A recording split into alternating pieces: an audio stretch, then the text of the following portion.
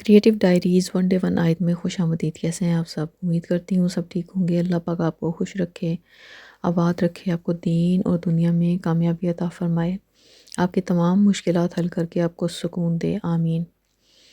آج ہم سورہ بقرہ کی آیت 40 کی ٹرانسلیشن کریں گے اور اس کو سمجھ کر پڑھیں گے اور دیکھیں گے کہ اس آیت کے ذریعے قرآن پاک میں موجود کیا کیا چیزیں ہماری زندگی کے اندر شامل ہو سکتی ہیں اور ان سے ہم کیا سیکھ سکتے ہیں۔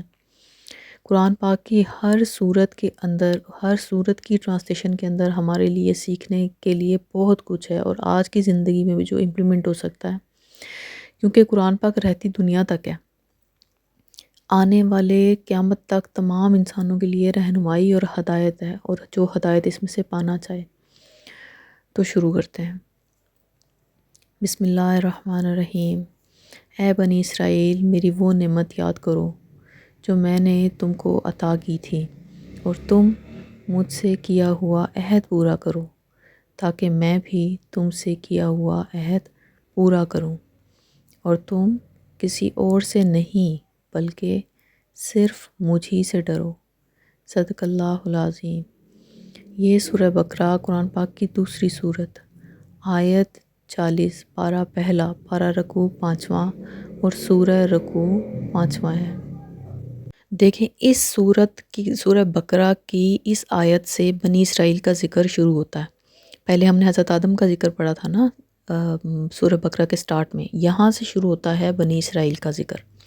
حضرت آدم علیہ السلام کی تمام ڈیٹیل ہم نے پڑھ لی سورہ بقرہ میں، اب سٹارٹ ہو چکی ہے بنی اسرائیل سے ریلیٹڈ۔ تو اس آیت کے اندر اللہ تعالیٰ کی جو ذات ہے نا، وہ بنی اسرائیل سے کہتی ہے کہ جو میرے نعمتیں ہیں نا وہ یاد کرو۔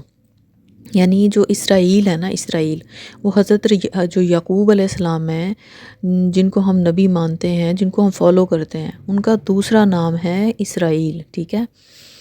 اور یہ کہ جب اسلام کی اشاعت ہوئی تھی اور مدینہ منورہ کے اندر جو اسلام نافذ ہوا تھا، تو اسلام کی دعوت دی تھی آپ صلی اللہ علیہ وسلم نے بنی اسرائیل والوں کو، ٹھیک ہے، یعنی یہودیوں کو۔ تو جو ہے وہ انہیں یہ بھی کہا گیا تھا کہ اللہ تعالیٰ کے جو احسانات ہیں ان کو یاد کرو۔ یعنی اس آیت کے اندر بھی بیان ہوا ہے نا کہ جو نعمت عطا کی گئی ہے اسے یاد کرو، جو میں نے تمہیں عطا کی تھی، یعنی اللہ تعالیٰ فرماتا ہے نا۔ تو جو نعمتیں عطا کی گئی تھیں ان کو یاد کرو، ان کو دعوت دی گئی مدینہ منورہ کے اندر، اللہ تعالیٰ کے احسانات کو، انعامات کو یاد کرنے کا کہا گیا، اور پھر اللہ تعالیٰ نے فرمایا کہ وہ عہد جو لیا گیا تھا تم لوگوں سے وہ یاد کرو اور اس پر ٹھیک ٹھیک عمل کرو۔ وہ عہد کیا تھا؟ وہ عہد تھا توریت کا، جو کہ ان کے اوپر نازل ہوئی تھی، ان کی کتاب۔ تو اللہ تعالیٰ نے فرمایا اس قرآن پاک کے اندر، فرمایا کہ تم لوگوں سے عہد لیا گیا تھا، تورات دی گئی تھی کہ اس پر ٹھیک ٹھیک عمل کرنا، اور یہ کہ جو نبی میں بھیجوں جو ہے وہ نہ صرف ان پر ایمان لے کر آنا، بلکہ ان کی دی ہوئی جو کتابیں ہیں، جو بھیجی ہوئی کتابیں، ان پر بھی اسی طرح ایمان لے کر آنا کہ جس طرح تم اپنے نبی کو پر ایمان لے کر آتے ہو۔ تو اس قوم نے کیا کرنا شروع کر دیا؟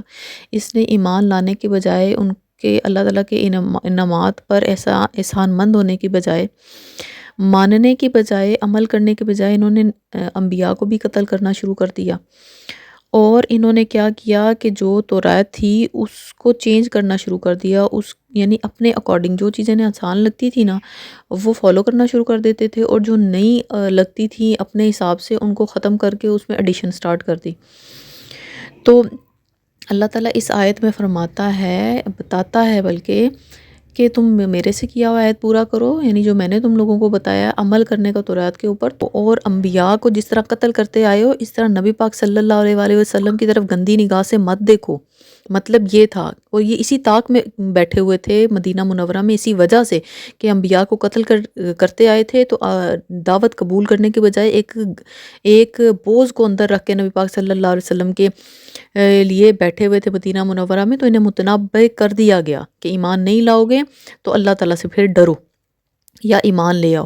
تو آج کے وقت میں بھی ہمیں اس چیز کو سمجھنے کی ضرورت ہے کہ سچویشنز ہمارے سامنے آئیں گی، وقت ہمارے سامنے آئے گا، ہمیں دیکھنا ہوگا کہ اس وقت کے قانون کے حساب سے اللہ تعالیٰ کی ذات نے کس طریقے سے لوگوں کو سمجھایا، بتایا، اور ہم نے اپنے آپ کو کس طریقے سے بدلنا ہے۔ ڈر ہمارے سامنے آ جائے تو ہم نے اللہ کے رستے کو پکڑنا ہے، اللہ کے قانون کو پکڑنا ہے، اللہ تعالیٰ کی دی ہوئی ہر طرح کی نصیحت کو ہم نے تھام لینا ہے، تاکہ ہم لوگوں سے نہ ڈریں۔ جب ہم لوگوں سے ڈر جاتے ہیں، لوگوں کے حساب سے چلنا شروع کر دیتے ہیں، تو لوگ ہمیں اپنے حساب سے چلانا شروع کر دیتے ہیں، اور پھر ہم اللہ تعالیٰ سے دور ہوتے ہیں۔ ہمیں اللہ تعالیٰ سے دور نہیں ہونا، ہمیں اس قانون کو سمجھنا ہے، اس چیز کو سمجھنا ہے جو اللہ تعالیٰ نے ہمارے لیے اتارا اور اللہ تعالیٰ نے ہمیں سکھایا، اور ڈرنا صرف اور صرف اللہ تعالیٰ کی ذات سے ہے، اور اس چیز سے کہ اللہ ناراض نہ ہو جائے۔ لوگ ناراض ہو جاتے ہیں، لوگ سچویشنز بدل جاتی ہیں، حالات بدل جاتے ہیں، واقعات بدل جاتے ہیں، مگر اللہ کا قانون کبھی بھی کسی کے لیے نہیں بدلتا۔ تو ہمیں ہمیشہ اللہ تعالیٰ کی ذات سے ڈرنا ہے اور اسی کو فالو کرنا ہے۔ اس کے لیے جہاں تک ہو سکے ہمیں قرآن پاک کو سمجھنا ہے۔